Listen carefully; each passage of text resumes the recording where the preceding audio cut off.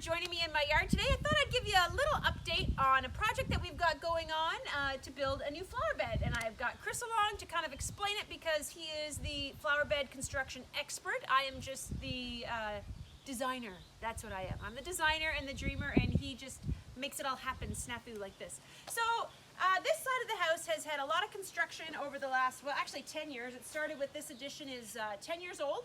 And so there was a lot of backfill and it just kind of crummy soil here to start with. And we never really did finish along the edge of the house. So I decided I want to have a flower bed here that's going to be largely a perennial bed. It's a very, very shady area. So I have visions of hostas and astilbes and probably some creeping phlox in front of the window wells. So what I needed to do was have some sort of flower bed made. So that was where Chris came in, and he suggested that we try a concrete edge. Now, why do you think, Chris, that concrete is best? We've never really edged any of our flower beds. We just use a live dirt edge, which is fine. It naturalizes and it tends to be wavy. This will be more formal. It will be a square, straight edge. We'll put some type of coping on top, whether it's probably flagstone, maybe brick, but some kind of coping on top. But because we have to deal with frost and cold, we've designed it a little bit differently where we have some deep sections that go below the frost line, some 4-foot deep holes. And then we've got some rebar in the concrete to help stiffen it laterally so that when it does heave, it maybe won't break up. And then we'll put a couple of cuts in it here and there so it doesn't turn into rubble in a short hurry. But I am excited. I think it's going to be a great project. So the first section's already been poured because they wanted to reuse the cement forms. And you gave it a profile with a piece of steel. How do you think that worked? Were you happy with how it worked? The profile did a great job. It's not really for this job, it's for the future job. The other thing it does is it also protects the cement form. And so where the steel is on the cement form, you don't get that concrete seeping into the wood. And it's just, we can reuse the forms again and again and again. So cool. It did leave a nice profile, and I think for our next project, it's going to be really cool. So awesome. So you've already got, like I said, this first section poured, and now if you come over here and we can zoom in a little bit, you'll see the rebar sticking out of the end here. And then, as you explained before, there's holes here, and that's basically just to work as an anchor, isn't it? Yes. So it's kind of, so do you pour concrete in the whole depth of that hole then? Yep, we will fill that. We'll run rebar horizontally and rebar into the hole, and then concrete right through. And so it makes these deep post anchors that will hopefully keep it from heaving in the cold. We're awesome. going to find out. So this cement is pretty much, the top of the cement is a little bit higher than the existing lawn, but not a lot. Correct.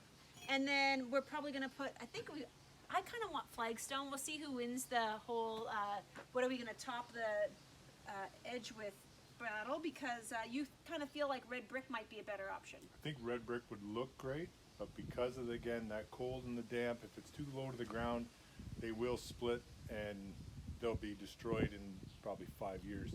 Yeah. It's just having to deal with that Flagstone's a little cold. bit more of a permanent fix, right? Any type of natural stone like flagstone. We have a small flagstone pathway that we put in. Oh gosh, 10 years ago? Yeah. That was before the addition or after the addition? Before the addition, it's been there, and so it's probably looks close to 15 the years. same as day one, and it's on just a thin concrete base, and then we have concrete on top that's holding the flagstone down. So it turned out very well, and so we'll see how this project goes and go from there. So after we're done, after we're done forming the curb, we'll backfill the dirt on this side and then fill it up with really nice potting soil on the inside, plant the perennials and get some mulch on there. But we'll keep you posted. Oh, irrigation? We're going to add irrigation apparently. We have to run it before we pour the berm. Yeah. We have to pull, Victor, don't forget, we have to make a path for our irrigation to come down. Yeah. Anyways, so that's where we're at, and we'll keep you posted as things progress. So I just got home from work, and my boys are hard at it. Vic's over here mixing some cement up, and Chris is at the house with the forms already. I think they've already poured a few batches already, but we're getting ready to fill up the form, and hopefully we'll be done pouring cement before dinner.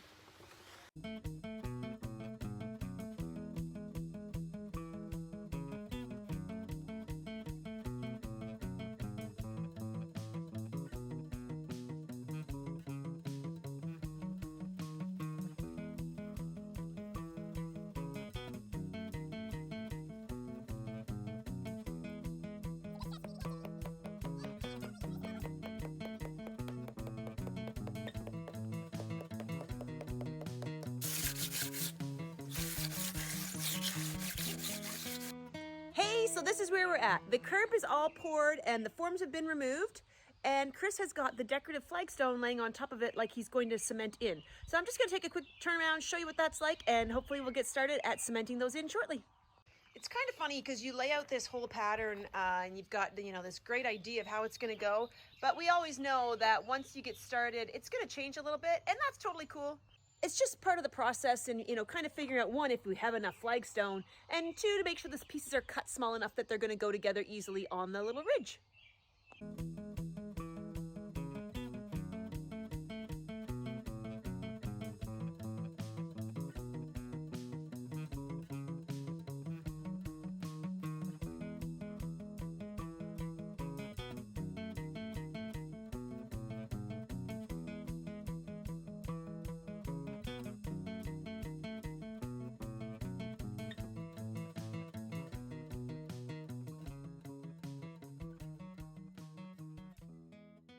We're finally to the spot where the flower bed is all done. The cementing and all of the finishing is finished, and it's actually been backfilled and worked, so I'm ready to start planting. I've got my perennials all picked out, as you can see them sitting on the soil behind me. I'm gonna add a couple bags of sheep manure to the earth first, just to get it kind of nice and rich in nutrients, and then I'm gonna start planting my perennials. One thing I learned pretty early on in my perennial gardening is that it's best to plant perennials in groupings or clumps. So I generally plant no less than 3 of one kind of plant together to make like a good showing in a bed. I used to think I would just wait for the perennials to grow and I'd divide them or they'd spread, whatever. And you know what, sometimes that does work, but it can take a really long time. So if you want a bed to look good quicker, you need to add more perennials at one time, and I like to do groupings of all the same kind of thing. So I was really limited in this bed what I can do because it's almost entirely full shade all day. We've got these big maple trees behind me, which is wonderful, but yeah, I'm really limited. So I decided to put astilbes at this end of the flower bed because they do get some more sunshine than what it gets more towards the middle or the other end of the bed. This astilbe is called Hot Pearls. It's a good bee attractor, and it likes part sun or shade.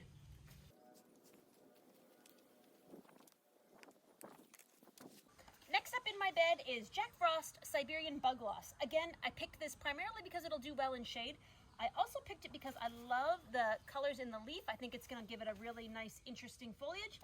And in the early spring, it gets flowers that kind of look like a forget-me-not, which is one of my favorites from when my kids were little. I used to take their pictures every spring in forget-me-nots. So it's just kind of nostalgic. Okay, next up we've got coral bells, also called heuchera plum pudding. Chris just got home from work, so he's going to give me a hand. We're going to get these buried in. Again, I picked them because they're good for shade, and also I really like that this purple foliage is so different from the green and kind of white foliage that's next to it. Okay, let's go. Which one do you want to go first? Now you might notice that it almost looks like seeds on top of these. It's actually rice husks, believe it or not. That's what the perennial growers put on top of the plants to help try to keep weeds down. Here we are with Heart's Tongue Fern, which again, I just picked it because I love the difference of the leaf. I've never really seen a fern that has that kind of leaf before. Thought it was pretty cool. Again, a different color to mix up next to the purple, and we're just gonna pop these guys in here. Here. Now, I'm sure it's no surprise that I'm putting hostas in this flower bed because it is, like I say, super shady, but I didn't want to just do hostas. I picked up this hosta, which is called Liberty Hosta. It's got kind of a green and yellow vein to the leaf, which I thought was really interesting. And then my sister-in-law Lorraine was redoing some gardens and dug this one up and gifted it to me. No clue what it is, but we're gonna mix it in with the rest. Now I realized after I was home that I'm actually short a few things, so in front of the second basement window, I think I'm gonna put lamium. Not entirely sure, but I think that might be a cool choice, but I didn't get any yet, so I'm gonna have to add that in later. At the far end here, I'm putting in some more coral bells, heuchera. This one is called Berry Timeless.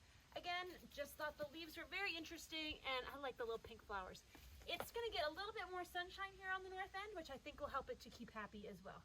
And I believe it attracts bees, so that's wonderful.